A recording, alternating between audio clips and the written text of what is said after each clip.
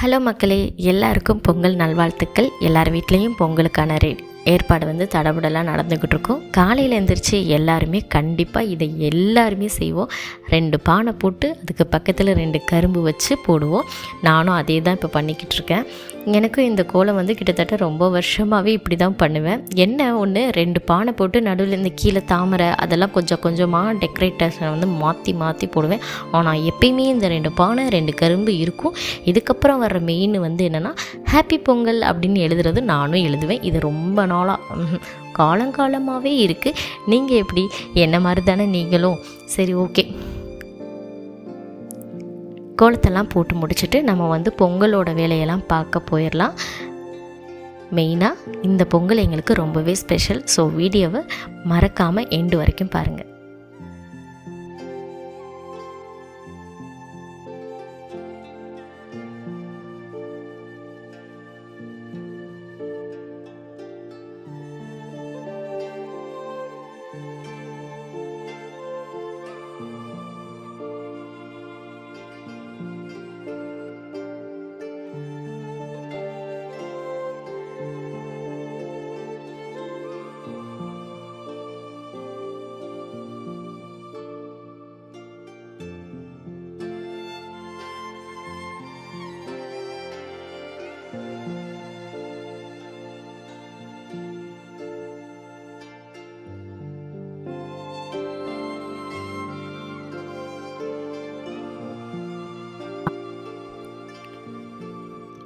கோலத்தை போட்டு முடித்தாச்சு.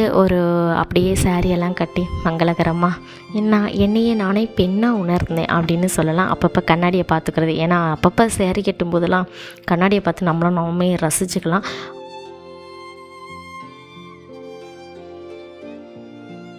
இது எங்களுக்கு ரொம்பவே ஸ்பெஷலான பொங்கல் அப்படின்னு சொல்லலாம். நாங்கள் வீடு கட்டி ஃபஸ்ட்டு வர பொங்கல் 6 மந்த்துக்கு அப்புறம் நாங்கள் 6 மந்த்துக்கு முன்னாடி வீடு கட்டினோம். இப்போ வர ஃபஸ்ட்டு பொங்கல். ஸோ இதனால் வரைக்கும் நாங்கள் கேஸ் அடுப்பில் வாடகை வீட்டிலலாம் வீட்டுக்குள்ளே தான் பொங்கல் வச்சுருக்கோம். இது எங்களுக்கு ரொம்பவே டிஃப்ரெண்ட்டான பொங்கலாக தான் இருந்தது. எனக்கு ரொம்பவே பிடிச்சிருந்துச்சி. இந்த மாதிரி வெளியில் விறகடுப்பு வச்சு பண்ணணும்னு ரொம்ப நாள் ஆசை. எப்பயுமே அம்மா வீட்டில் அப்படி தான் பண்ணுவாங்க. அம்மா வீடு சிவகங்கையில் இருக்கிறனால கொஞ்சம் கிராமம். ஸோ அங்கே பண்ணணும்.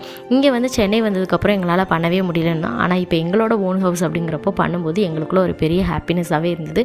ஆனால் என்னென்னா, வைக்கும்போது என் மூஞ்சியில் இருந்த பிரகாசம் அது முடிச்சுட்டு வரும்போது இல்லை. ஏன்னு பார்த்தீங்கன்னா, அது மலையில் அந்த விறகெல்லாம் நனைஞ்சு ரொம்ப ஈரப்பதமாக இருக்கும். எரியவே மாட்டேன்ருச்சு.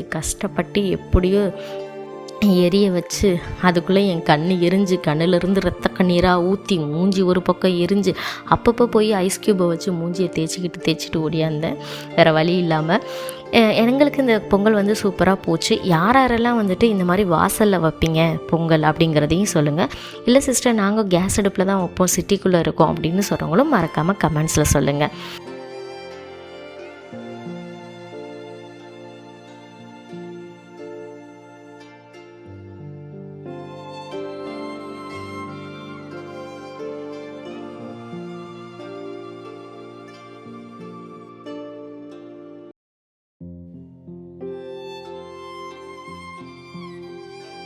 ஸோ இப்போ பார்த்திங்கன்னா நமக்கு பால் பொங்கி வர்ற ஸ்டேஜ் ஆகும். பால் பொங்கி வரும்போது நான் என் ஹஸ்பண்ட்டை கேட்டேன், ஏங்க நான் குலவை போடவா அப்படின்னு கேட்டேன். உடனே என் ஹஸ்பண்ட், தயவுசெய்து அதெல்லாம் செஞ்சிடாத, எவனாவது வீட்டுக்குள்ளே ஏதோ ஊழ விடுதுன்னு சொல்லிட்டு கம்பு எடுத்துகிட்டு வந்துட போகிறான், அதுவும் 4 மணிக்கெலாம் தயவு செய்து அதை செய்யாத அப்படின்ட்டாரு. எனக்கு ஒரே அசிங்கமாக போச்சு குமார் அப்படிங்கிற மாதிரி ஆயிடுச்சு. சரி பரவாயில்ல, இதெல்லாம் வாழ்க்கையில் சகஞ்சது தானே, விடு விடு விடு அப்படின்னு எனக்கு நானே தட்டி கொடுத்துட்டு, சரி குலவை தான் போடலை, அதனால் பொங்கலோ பொங்கல்னு கத்துவோம் அப்படின்னு சொல்லிட்டு கத்துனேன். அப்போ கூட என் வீட்டுக்காரு, பார்த்துடி மெதுவாக கத்து, அங்கிட்டு இங்கிட்டு இருக்கிற நாயெல்லாம் சேர்ந்து ஊழையிடுது பாரு அப்படின்னாரு. போட்டா டொங்குரி தலையா அப்படின்னு சொல்லிட்டு நான் எப்பயும் போல் பொங்கல் சொன்னேன். ஓகே, எல்லாத்தையும் முடிச்சுட்டு நல்லபடியாக ஹாப்பியாக இருந்தது. என்ன ஒன்று அப்படின்னா, நாங்கள் பண்ணும்போது எங்கள் பாப்பாவும் பையனையும் எழுப்ப முடியல. ஏன்னா நான் பொங்கல் வைக்கிற டைம் பார்த்திங்கன்னா 4:30க்குலாம் ஸ்டார்ட் பண்ணிட்டோம். 6:30க்குள்ளே முடிச்சிடணும் அப்படின்னு நாங்கள் சூரிய பொங்கல் வைக்கிறதுனால 6:30க்கு முன்னாடி வச்சுருவோம். சில பேர் மார்னிங்கில் 9:30க்கு மேலே கூட வைப்பாங்க. ஆனால் நான் இந்த மாதிரி வைக்கிறதுனால எனக்கு கொஞ்சம் அது ஒரு மாதிரி ஃபீல் ஆச்சு. எப்பயுமே ஒரு ஃபங்க்ஷன்னா எல்லாருமே நின்று செய்வோம். இந்த தடவை பாப்பாவும் பையனும் தூங்கிக்கிட்டு இருக்காங்க. சரி ஓகே பரவாயில்ல, நம்ம சாமி கும்பிடும்போது கண்டிப்பாக பாப்பாவும் தம்பியும் எழுப்பிடலாம் அப்படின்னு சொல்லிட்டு சூரிய பொங்கல்லாம் வச்சு முடிச்சுட்டு நல்லபடியாக சாமியெல்லாம் கும்பிடலாம் அப்படின்னு சொல்லிட்டு எந்திரிக்கும் போதே எங்கள் பாப்பாவும் எந்திரிச்சிட்டாங்க, பையனும் எந்திரிச்சிட்டாங்க.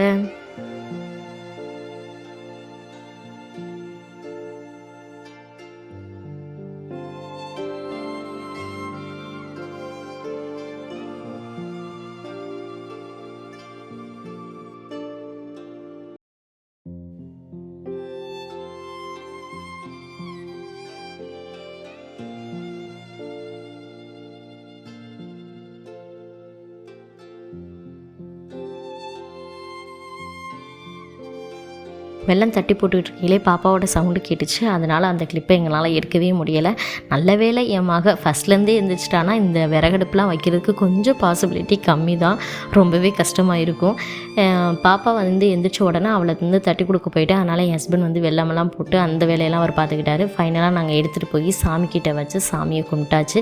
இது விவசாயிகளுக்கான ஒரு பொங்கல் இல்லையா. சூரிய பகவான் வந்து விவசாயம் பண்ணுற அந்த இதுக்காக பண்ணுறதுனால நம்ம வந்து காய்கறிலாம் வச்சு சாமி கும்பிடுவோம், கிழங்கு ஐட்டம்ஸ் வச்சு சாமி கும்பிடுவோம். அதே மாதிரி தான் நானும் இன்றைக்கி என்ன பண்ணியிருந்தேன்னா, எங்கள் ஊர் சைடு சொல்கிற மாதிரி சீனி கிழங்கு, சக்கரவள்ளி கிழங்குன்னு சொல்லுவோம், அதை வச்சு சாமி கும்பிட்டோம். அது அப்புறம் பார்த்திங்கன்னா வாழைக்காய், என்னென்ன வந்துட்டு என்னென்ன காய்கறி இருக்கோ, கத்திரிக்காய், அந்த மாதிரி எல்லாத்தையுமே வச்சு, மெயினாக இதில் வந்து என்னென்னா வாழைக்காய் வைப்போம், சக்கரவள்ளி கிழங்கு வைப்போம், பனங்கிழங்கு கிடச்சா பனங்கிழங்கு வைக்கலாம்.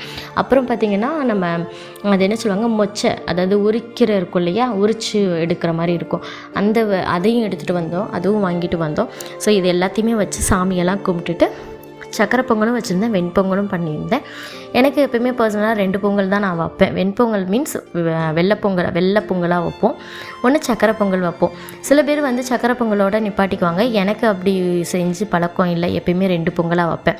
இந்த காய்கறியெல்லாம் வச்சு சாமிக்கு செஞ்சு முடித்த உடனே அதை எல்லாத்தையுமே எடுத்து அவியல் மாதிரி பூசணிக்காய், வெள்ளை பூசணி, சக்கரை பூசணிக்காய், அப்புறம் வந்து பார்த்திங்கன்னா அந்த நான் சொன்ன மச்சை, வாழைக்காய் எல்லாத்தையுமே சேர்த்து ஒரு தேங்காய் அரைச்சி ஊற்றி அவியல் மாதிரி வச்சு அதை வந்து நாங்கள் இந்த வெள்ளை பொங்கலுக்கு சாப்பிட்டுக்குவோம். சக்கரை பொங்கலுக்கு நார்மலாகவே சாப்பிட்டுக்கலாம்.